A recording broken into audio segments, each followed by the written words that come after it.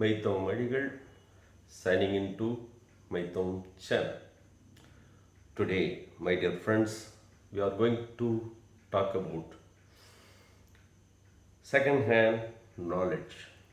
What? Second-hand knowledge. Yes, second-hand knowledge. We have heard about second-hand bikes, cars, and so many other equipments. But what is second-hand knowledge?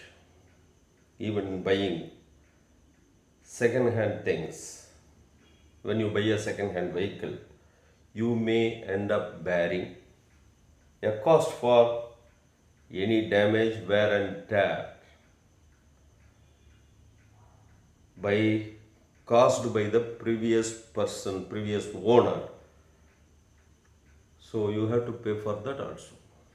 Everybody's experience is shaped by their own experience. And it need not be your experience. Keeping this in mind, we are going to talk about second-hand knowledge. Each person's experience is intertwined with their own ignorance, false perception. Often they rely not upon first-hand knowledge but the words of others, which may be tainted or misinterpreted or misinformation or even by mere hearsay. Yeah, funny story, it really happened in Madurai. I will let me share with you a tale that encapsulates the perils of second-hand information. Very recently from Madurai, there was a person who fell gravely ill. The reason is due to food poisoning. In this dire state, he vomited a substance so dark it appeared almost black. His wife, of course, heartbroken and speechless, watched over him as he lay unconscious. When the person who has to speak from his side, if he doesn't do that, people will talk anything and everything. In the same way, now the news of his condition quickly spread among neighbors and visitors. One particular visitor, of course, there are people, attention monkers.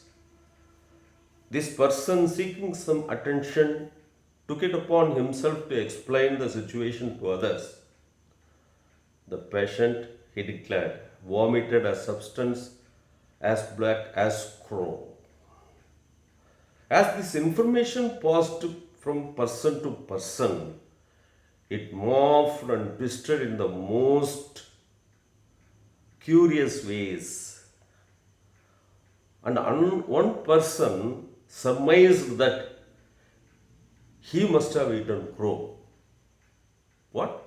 He must have eaten crow which he had poisoned him. Another, even more creative, claimed that the man had actually vomited a crow. See how the mind thinks. The climax of distortion when a local press reporter, eager for a sensational story, the sensational story published a headline that read, "In Madurai, a man vomits crows."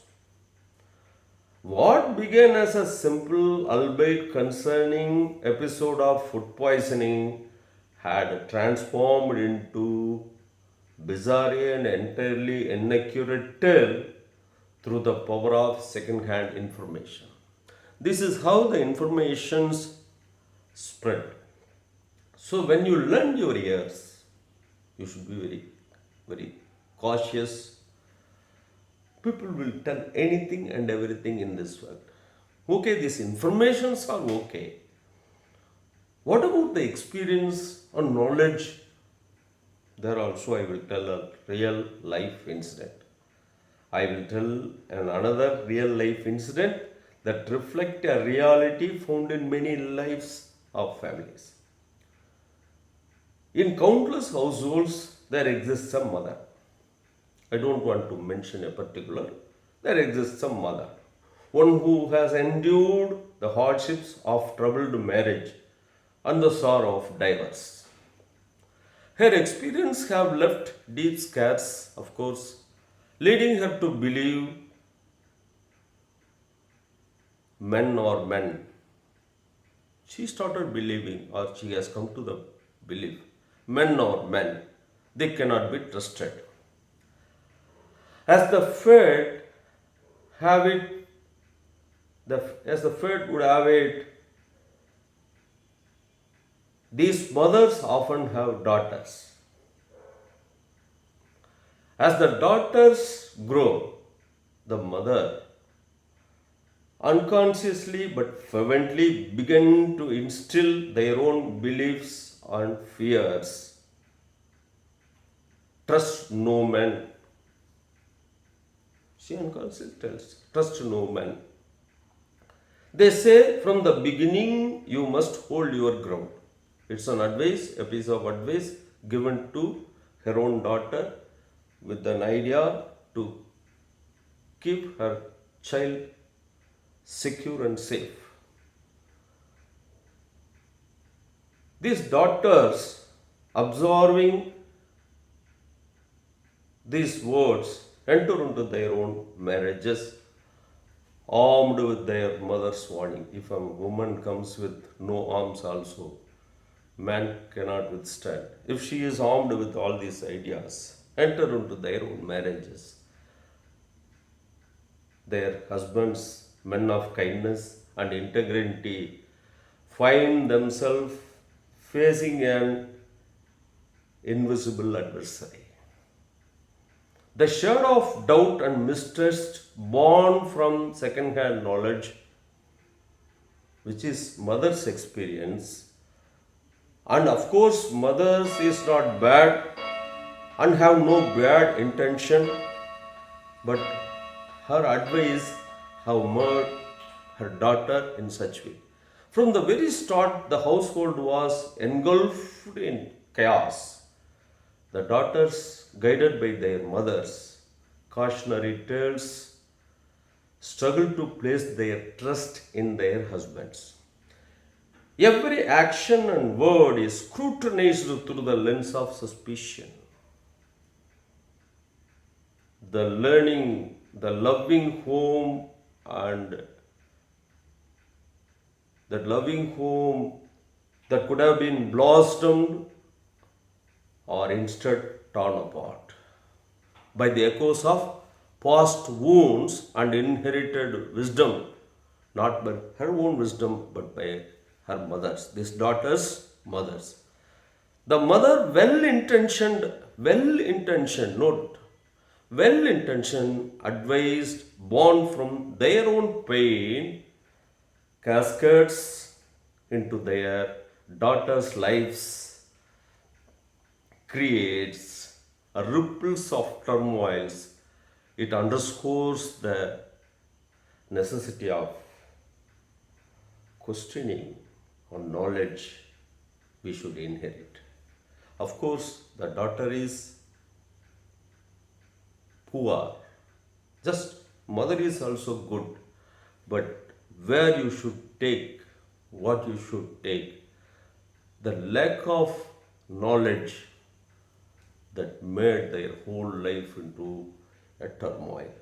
In conclusion, let us try to balance the wisdom we receive with our own experience and judgments.